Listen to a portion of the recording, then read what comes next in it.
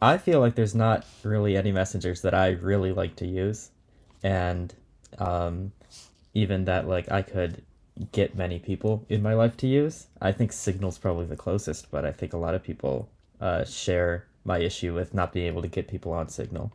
You know, Yeah, so do you think Signal's unable to get new people because it's missing something or multiple things, or do you think that people are just so familiar with their normal tools that they don't want to migrate?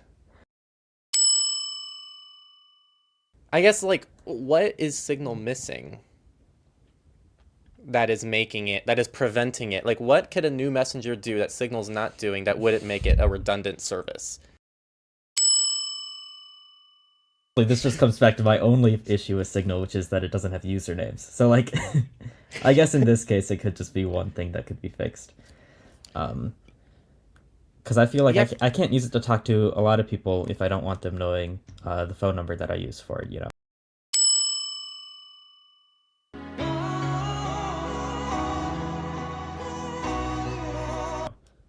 Mm-hmm.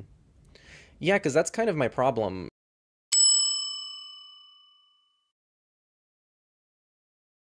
I don't mind name calling here. Session has a few selling points for sure, Hmm. but I really think what it comes down to is the lack of phone number requirement. And in order to do that, Session actually has some drawbacks in its security that Signal beats it in.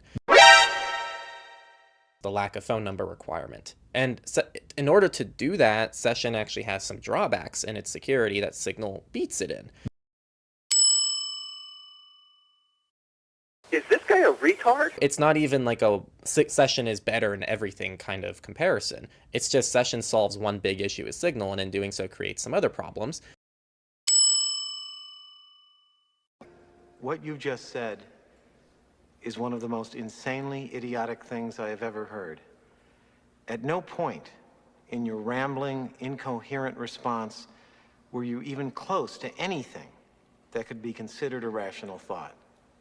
Everyone in this room is now dumber for having listened to it. I award you no points, and may God have mercy on your soul. So what's going to happen when someone new comes out? It's like, oh, we don't like Session's implementation of decentralization. So we're going to do the same thing, but we're going to change a little thing here. Do you think Yeah. that's a good use of the time of people? Oh, you know what? You could bitch about anything, couldn't you? What are you complaining about, man? The problem with Signal is they run everything like a dictatorship. They don't want anyone else contributing anything to it. Yeah.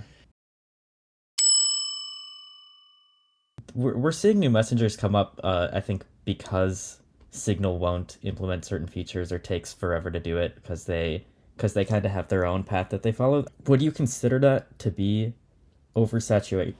I can't even talk. Oversaturation if the like open source community is creating new apps to like fill in gaps that other solutions are missing.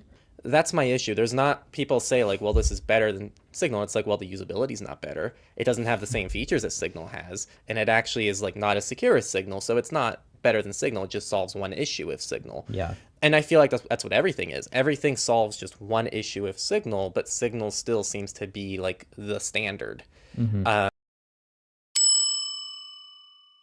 Oh, you dirty bitch, work the shaft. Excuse you? Oh, I'm sorry. I like to dirty talk when someone's sucking my dick. Feels like every day I'm seeing a new messenger pop up that just solves one complaint with another messenger, rather than there actually just being a behemoth of a messenger that actually does it all. Separating different aspects of your life is called compartmentalization.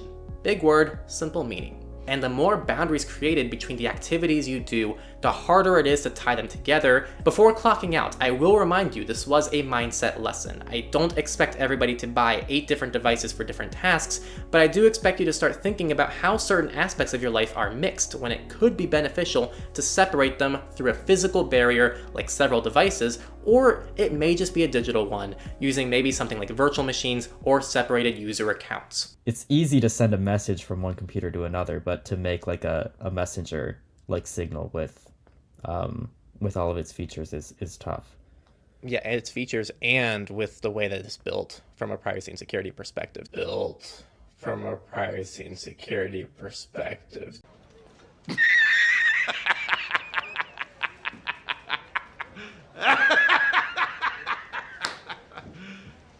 serious? I mean, that's a problem with not just like privacy apps, but the open source community in general. There's a lot of like open source tools that do one thing because it's really easy to make a tool, like relatively speaking, developmentally, to make a tool that does one thing really well. But to make a tool that does like that completes its purpose in many different ways with many different features, it's a very complex task. Because it's really easy to make a tool, like relatively speaking, developmentally. Is this guy a retard?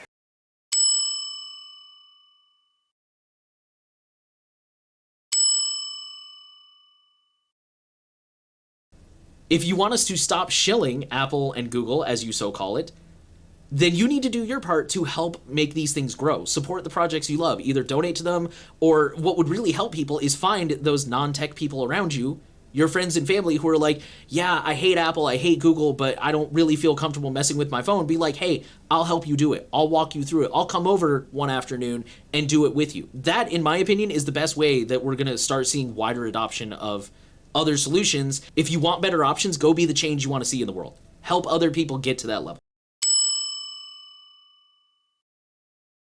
Snatch back your brain, zombie. Snatch it back and hold it.